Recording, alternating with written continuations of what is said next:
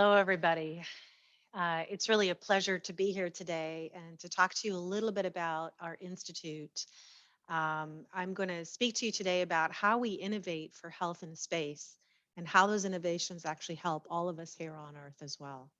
So, the Translational Research Institute for Space Health is a virtual institute that's based in Houston, Texas. We have a partnership, a very close relationship with the Human Research Program at NASA. And our mission is nothing short of seeking out and funding scientific, technology, medical, and psychological advances that can reduce the risks to humans traveling in space, and any human for that matter. So, really making it personalized.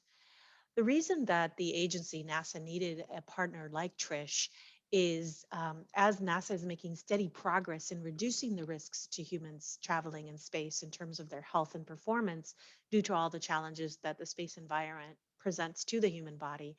Um, they needed an agile partner that can actually take risks in a manner that the agency itself cannot do so very easily.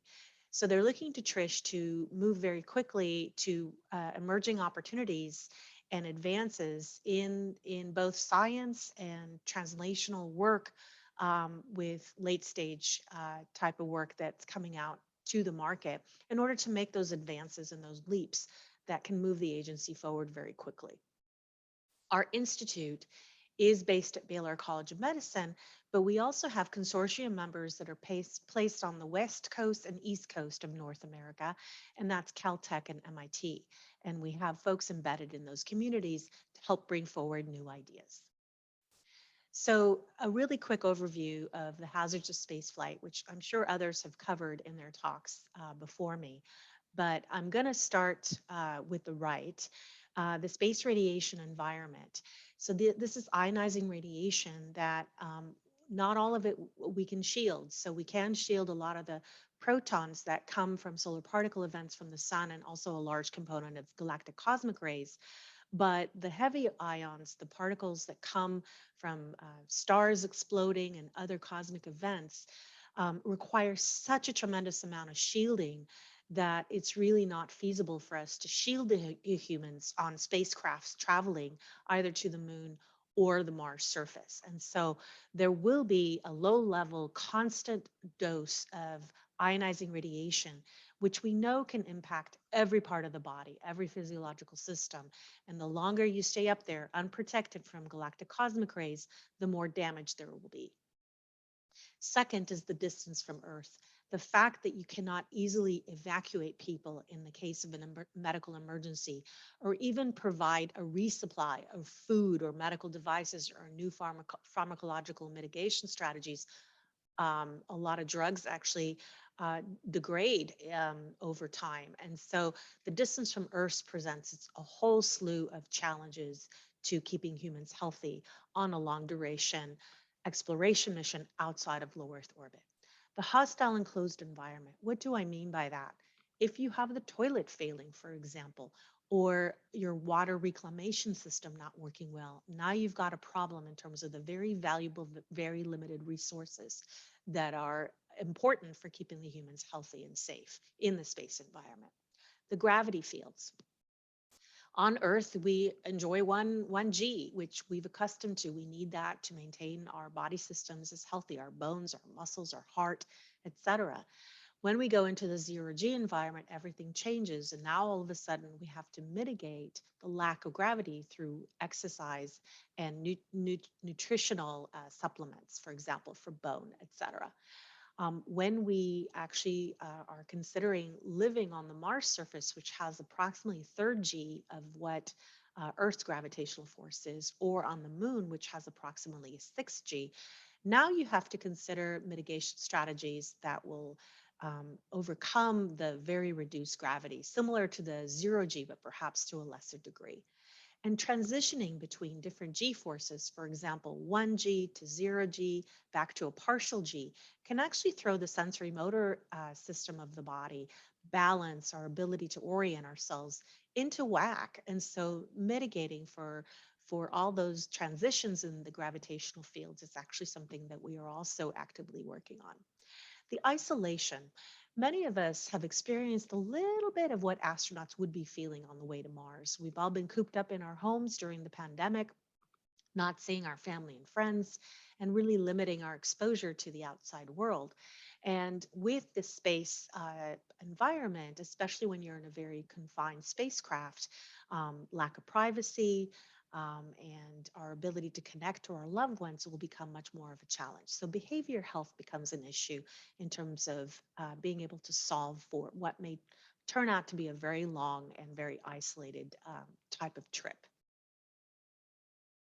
So I wanted to show a real correlation here for the areas on Earth that could benefit from some of the solutions that we are developing for spaceflight. So I'll start over on the right with the radiation.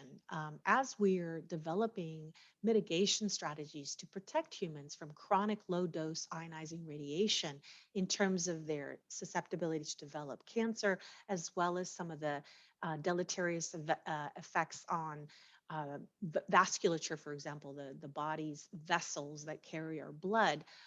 Radiation, we know, has an effect on that. Radiation has effects on many tissue systems, including bones and muscles and brains. And so there's a direct correlation with mitigation strategies that we can develop for astronauts with the ability to protect the healthy tissues of patients here on Earth that are receiving radiotherapy to kill a tumor or a blood cancer.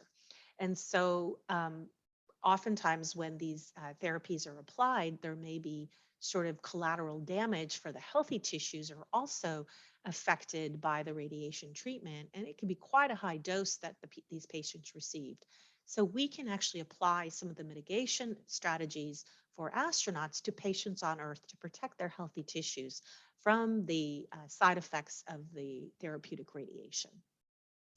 The distance from Earth really has direct applications for new medical models.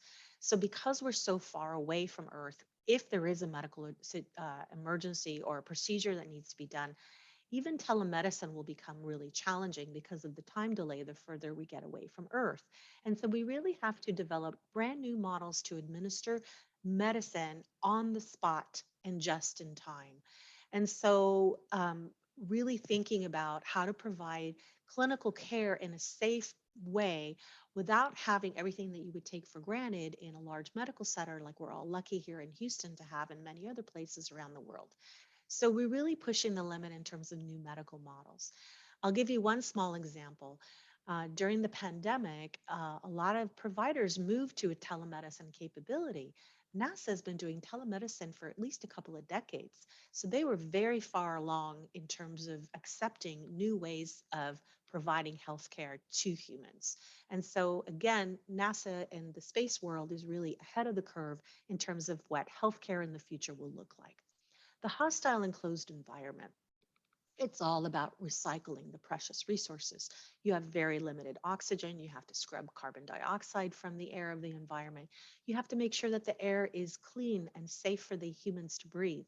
You have to reclaim all the water because that is a precious resource.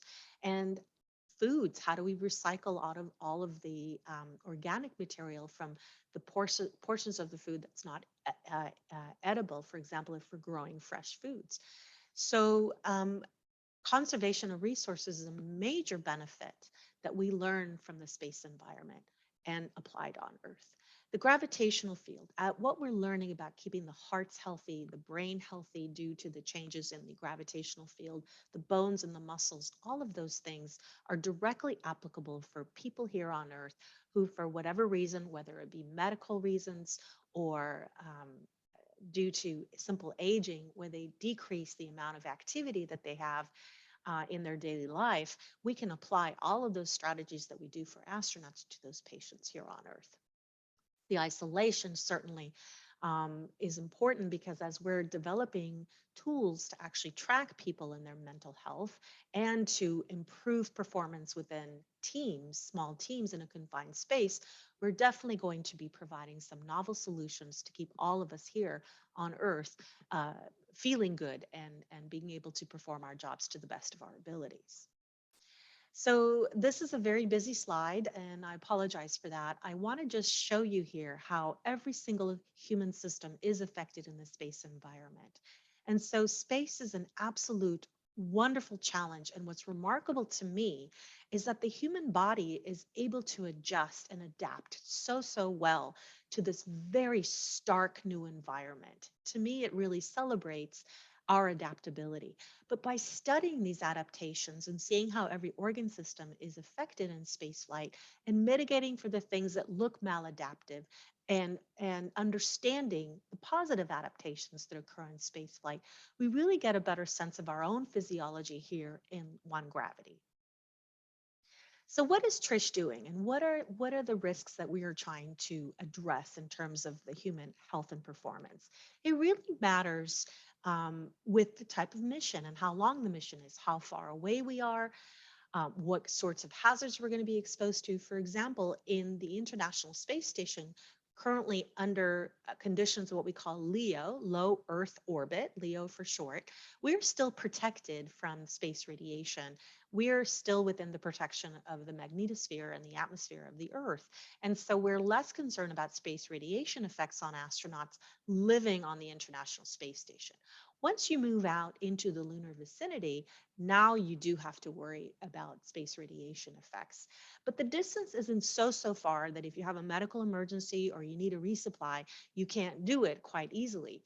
Now, when you're thinking about leaving the vicinity of our own moon and our planet and going off to Mars to distant targets, now you have to worry more about the distance from Earth and all those other things that we talked about on the previous slides.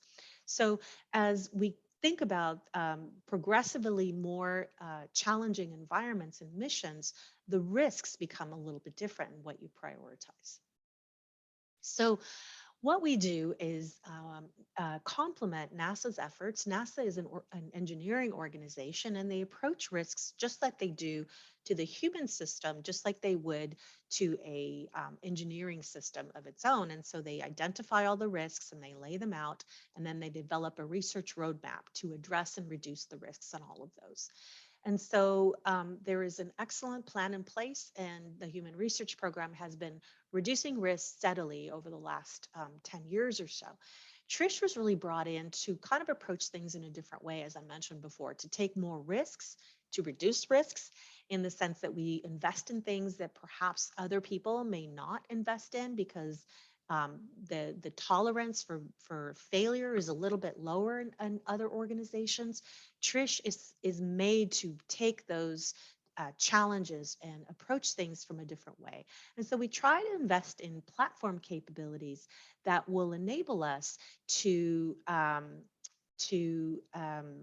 hit many different uh, risks or many different organ systems with one approach. And so I'm going to show you some platform capabilities very shortly. So in order to reduce multiple risks, we do have to look for interdisciplinary approaches and cross-cutting platform capabilities that could address, for example, inflammation in the body, as well as mood, as well as the cardiovascular system, and affect all kinds of systems all at once. And so that's the approach that we normally take.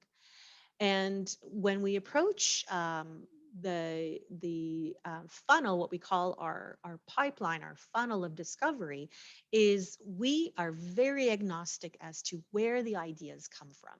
And we try to really spread very widely. We have people embedded in all over the United States in terms of scientific expertise, talking within their communities, finding out what the researchers down the hall are doing. We attend workshops and conferences, whether it's in person or virtually. We listen, we read papers, we do market analyses on particular areas that we think are very promising to be cross-cutting and able to reduce many risks at once. And we also review on our own PIs, our principal investigators, our own researchers and reviewers of our grant proposals to bring us some novel ideas. And so we're really fortunate that we have such a robust network and a robust capability of bringing in fresh ideas. We are constantly reviewing our own pipeline to see what things should be invested in further, what things should be turned over to NASA, what things require additional funding by other interested parties, other stakeholders like investors, for example. And we line those things up with other funders so that we all work together to bring a product to market, whether it be for NASA's use or the consumer here on Earth. We also are very careful about making sure that we understand what NASA itself is doing so that we don't duplicate their efforts and instead really complement the efforts. And then we also make sure that we're absolutely relevant for the mission scenarios that NASA is considering. So, for example, we have upcoming missions to the moon. And so we want to make sure that the agency has in its toolkit lots of capabilities that it can deploy when they're ready to take them on. And this actually comes down to a point of conversion. And finally, we invest in things that we believe will have a very high impact if they work out. And so impact is absolutely the most important consideration at the very end. So the way we approach procurement or bringing in projects in our funding uh, uh, plans is to hit three different types of projects. And two of them are on opposite ends of the spectrum in terms of the maturity of the science. So I'll start with the top with the translational. Translational means it's a very high maturity product. It's probably already on the market or very close to being on the market and maybe needs a little bit of a tweak to make sure that it actually would work in the space environment. We want to test it to see whether it actually works in the space environment and also can it meet certain needs that the program would have. On the other end of the spectrum, what you see here in purple is what we call disruptive science, and that is really early stage. These are sometimes just twinkles in certain scientists' eyes, ideas that they have that, boy, if this could work, it could really make a difference for humanity, society, and maybe even for Earth. And so investments like those really take a lot of patience and a fairly high threshold for failure. And so we have to be able to accept that some of those things may not pan out, but we actually do invest in some of those as well. And people ask me, what is the right balance? I'm not sure there is a perfect formula. You have to be opportunistic to some extent, but you also want to make sure that you're not invested all in one or the other, but have a balance of each, sort of like your own retirement stock portfolio. You want to have some blue chip stocks as well as some more high risk, but perhaps more volatile stocks that can bring you a great return. So that's how we kind of view this approach. In the middle is what we call unconventional. Unconventional means that we may be investing in things that have been around for a while, but we're combining them in a new way in order to meet a need for space. And I'll show you examples of each one of these.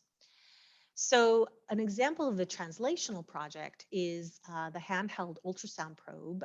This was a project that recently got sent to not only Inspiration 4, the private flight by SpaceX, but also on the International Space Station. This is a highly miniaturized, capable ultrasound with one probe where the ultrasound propulsion waves are actually generated by a computer microchip instead of having the traditional crystals in a normal ultrasound probe. So one probe can actually to 21 different body scans, and it's highly miniaturized. It plugs into a smartphone or a tablet, and it has some AI guidance as well, for example, to measure bladder volume, and the company's developing other AI capabilities. This actually allows and guides the user to be able to turn the probe in such a way where it actually sees what the image is and helps the user actually turn the probe in the right manner to really get that perfect clinical grade scan that's needed for a diagnosis. So this device is really a great example of how we took a fairly late stage product and moved it to test in a spaceflight environment to see if it would actually meet the need for medical operations. An unconventional project, and this is the example where I talked about two different types of or several capabilities that perhaps are not so new, that are combined in new ways. So some of you may say organs on a chip, human organs on a chip, human tissues derived from your blood cells or your skin cells. They are de-differentiated to get the pluripotent stem cells. And so these are called inducible pluripotent stem cells, iPS cells, that are then differentiated in a highly engineered tissue chip on a chip that provide a lot of the engineering capabilities to simulate an in the body organ. So you could take these stem cells from each individual and differentiate them into miniaturized hearts, miniaturized brains, miniaturized livers, miniaturized bone marrow, et cetera, et cetera. You can even have an entire body on a chip connecting all these different organs together. So this is fairly new, but it's been around for about 10 years. The NIH, National Institute of Health, has invested quite a bit in this technology. And so it's been around, like I said, for about a decade. And what we did is we brought it together with a whole other community of individuals who've been studying space radiation and the radiobiology, how biological tissues respond to space radiation. So the unconventional projects are us taking an organs on a chip, human organs on a chip, and being able to expose those to space radiation, never been done before. And this is done at a simulated space radiation facility at Brookhaven National Lab, where they can simulate some of the ionizing radiation that humans would be experiencing in the spaceflight environment. So what's interesting about this capability is that you now can take a particular human's cells and actually see their susceptibility to space radiation. Not only that, one can actually put some countermeasures in, some pharmaceuticals or even nutraceuticals either before the exposure or after the exposure, and see whether those tissues respond well to the protecting effects of these mitigation strategies. An example of a disruptive project is one where we call Pharmaceutical on Demand. What is very interesting about this is that pharmaceuticals have a certain shelf life. And as we think about long duration spaceflight, especially a mission to Mars, they're going to degrade. Probably much faster than even on Earth because they're exposed to the space radiation environment. So what we were looking at is a capability where one could continue to make pharmaceuticals on demand, or maybe even a chronic dose of pharmaceuticals, for example, a radiation mitigation strategy or something that would protect the human from chronic space radiation. So this is a very disruptive project because it uses microbes, genetically engineered microbes like E. coli strains or other types of strains that normally would live in your gut, and they would actually be engineered to make a particular drugs. Now, yeast and E. coli and bacteria actually make drugs all the time. They can be genetically engineered to make certain drugs. Now, you can have these microorganisms preloaded in a pill that you would take, that you would swallow. And the figure that you see over on the blue figure over on the left shows it going into the stomach. This pill would open up and create this star chamber. And it looks a little scary, but it really isn't. And it's made out of material that would slowly release and emit whatever pharmaceutical the bacteria is generating. So depending on the material that you choose, you can actually control the flow rate or how long this thing would be in there. And eventually it would dissolve. So you would have to take this again. So the idea would be is that all you have to do is pop a pill once every 6 months, maybe, or even a year. And that pill would actually, with the microorganisms living in there, would actually slowly release the pharmaceutical as you would need according to the material that you chose to emit or degrade over time. And so what's interesting about this is that one can tailor this, and then now you're also reducing the amount of mass that you would need to take in terms of pharmaceuticals on that trip. So another example of a disruptive approach that we have taken very recently came as a result of a very unusual virtual workshop, which TRISH organized a couple of years ago. And this was what we call the Torpor Workshop, or torpor is essentially going into a state of like hibernation that animals undergo. Birds in particular undergo a state of torpor when they're cold in the wintertime. And so they conserve resources during that time. So when animals hibernate, they conserve resources and reduce utilization of food and oxygen, etc.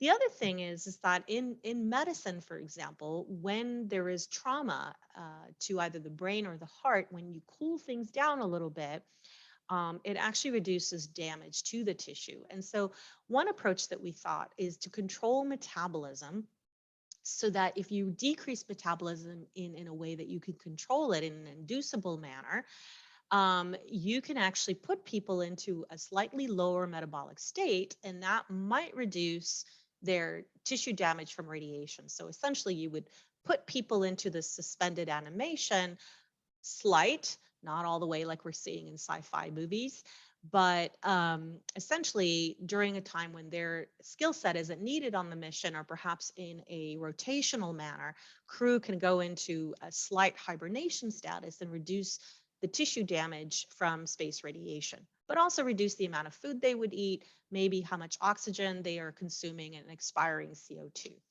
So with that, we just recently selected 4 very interesting projects, and each and every one of them is so unique. So cold sleep for long duration space flight is an interesting project where one would actually reduce the body temperature by a very slight amount, and you would sleep essentially 20 hours a day. Now, some people actually think that that sounds great. And in fact, I have friends who have said to me they wish they could have slept through the pandemic. So they're going to test this to see whether humans can actually do okay with a cold sleep. The second is an interesting project. It's isochoric supercooling on human liver. And this actually looks at the possibility of, rather than decreasing the temperature of an organ, which can sometimes create problems for the structure of the organ and itself. The isochoric supercooling means that you're increasing the volume in which this organ exists.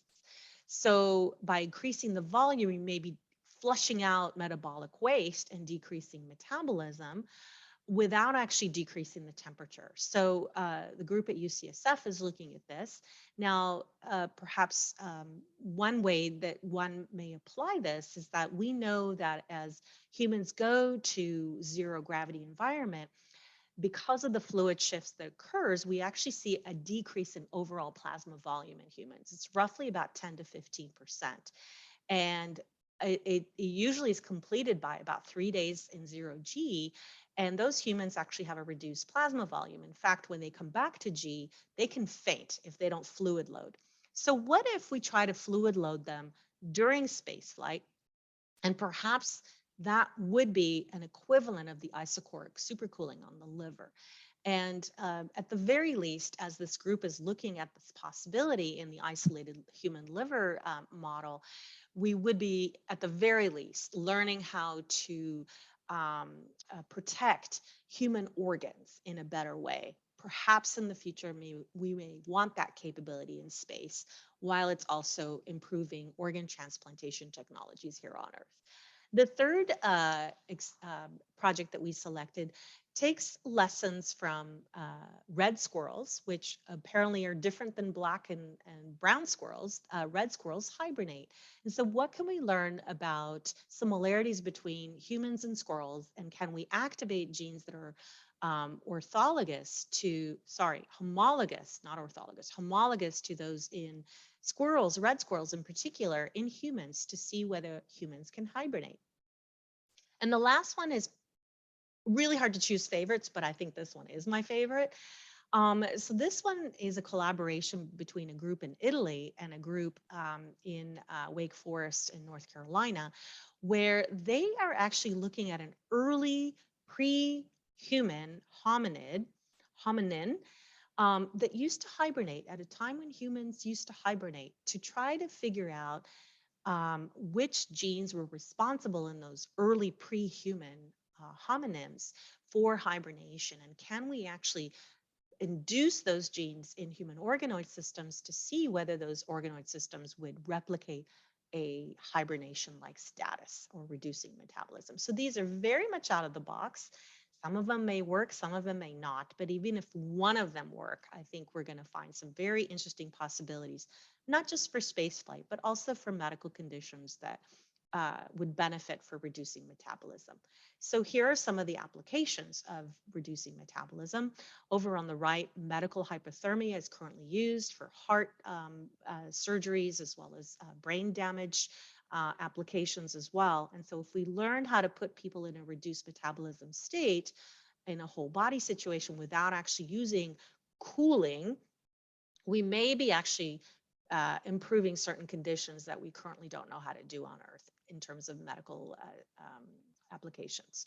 Over on the left, you see an image of the Chilean miners, which happened about 11 years ago or so, where a group of about 30 Chilean miners were trapped in a cave underground, and it took about 2 to 3 months for them to be evacuated. And so NASA was actually very much involved in some of the rescue operations, calculating how much air they have left, how much CO2 is going up, how much food they needed to bring down, which foods they would bring down. And so reducing metabolism in a situation like this, if given by a pill or some other approach, might actually have been made it a little safer for these individuals until they were rescued. So there's definitely applications for reducing metabolism here on Earth. And what's new for TRISH? We have a lot of exciting new initiatives on the horizon. And my colleague, Emmanuel Urqueta, has spoken about commercial spaceflight, and so I won't go into that too much. But how do we personalize health for humans, all humans, any human that goes to space? What may work for one individual may not work for another. So you've seen some of the approaches we're taking using the inducible stem cells from each individual and looking at human organs on a chip capability in terms of exposure to space radiation, and also the countermeasures, whether they work or not for that particular individual. The cross-cutting approaches that we're taking in terms of reducing metabolism, and there's others that are coming online in terms of synthetic biology and its powerful capabilities for preparing us for those unknown unknowns. So we have to be prepared for an unknown virus that can occur not just on Earth like we have in the last couple of years, but also in space. And so we have to provide the crew that will go to Mars with a capability of identifying what that novel virus is and a mitigation strategy. And they can't wait a year for a pharmaceutical company to make them a drug or a vaccine. They have to be able to create just in time capabilities. And so it's providing those kinds of tools that are going to be really game changers, not just for spaceflight, but also for Earth as well. So, and last, what's on the horizon is we are planning a Mars mission medical simulator where we can use gamified approaches for people to engage together and problem solve for those unknown unknowns in terms of a medical scenario. So we can preload this simulation with certain assumptions made about the crew, their pre-existing conditions, the length of the mission, the kinds of hazards that they will be exposing, the likelihood of certain medical conditions. And NASA's done a great job creating this integrated medical model, or what they call IMM. We want to gamify it. We want to actually create a working space, a sandbox, if you will, where people can actually go in and play with different scenarios and figure out what will they need to solve these problems? What devices, what medicines will they need? What skill set they will need? And what are the outcomes? What are the possible outcomes from these types of medical scenarios? So we're real excited, and hopefully next time I brief this group next year, there'll be some progress made on these projects. And what's been on my mind lately, I am really fascinated with spaceflight and how, as I showed you in the early slides, affects every organ system of the body. And I've been thinking a lot about the fact that many of the changes that we're seeing with humans in space simulate aging, but it's probably not exactly the same mechanisms that we see with aging on Earth as we see in space. But what can we learn from the human body adapting to space and then adapting back to the Earth's gravity environment? What can we learn about adaptation and resiliency to changes in the environment, whether it be a novel virus on Earth or just simply time itself and aging and the deterioration of our bodies, which unfortunately happens to all of us? And so, can we protect the humans so that the aging itself is not accompanied by a lot of disease states.